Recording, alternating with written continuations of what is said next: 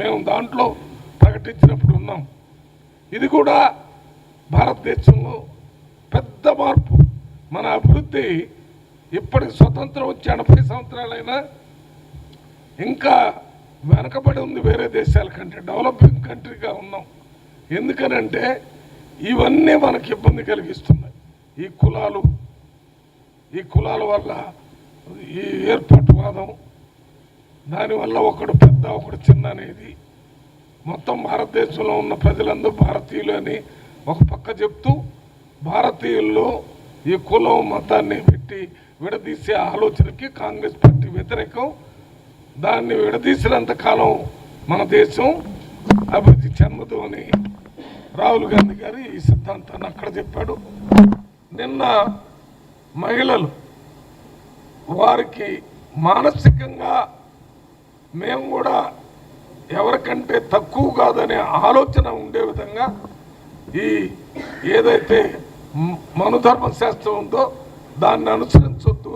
దాన్ని అనుసరించడం వల్ల ఎప్పటికీ మనం సెకండే, మగవాళ్ళు ఫస్ట్ ఆడవాళ్ళు సెకండ్ అనే ఆలోచన వస్తుంది. అది కాదని చెప్పటం రాహుల్ గాంధీ గారి ముఖ్య ఉద్దేశం. దీన్ని పైకి తీసుకుపోతాం. ఇక్కడ సాహితీ గారని ఈమె రీసెర్చ్ స్కాలర్ కాకతీయ యూనివర్సిటీలో చేస్తున్నారు.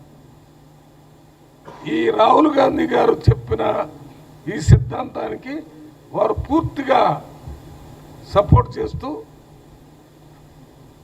ఆ సిద్ధాంతాన్ని యూనివర్సిటీల్లో ముందు మొదలుపెట్టి చేయడానికి ముందుకు వస్తానని చెప్పారు. కాబట్టి సాహిత్య గారిని ఇక్కడ కూర్చోబెట్టి మాట్లాడుతాం.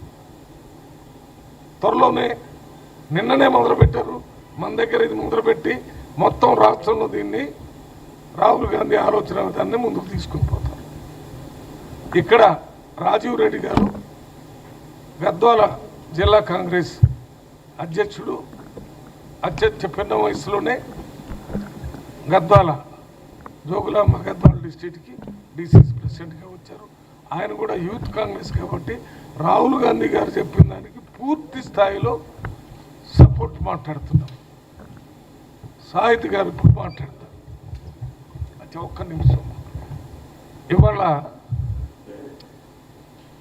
Gadwal political affairs committee meeting అంటే అది నాగర్ కర్నూల్లో ఒక అసెంబ్లీ జిల్లా, అదే రకంగా Wanaparthy political affairs committee meeting Gandhi భవన్లో జరిగింది.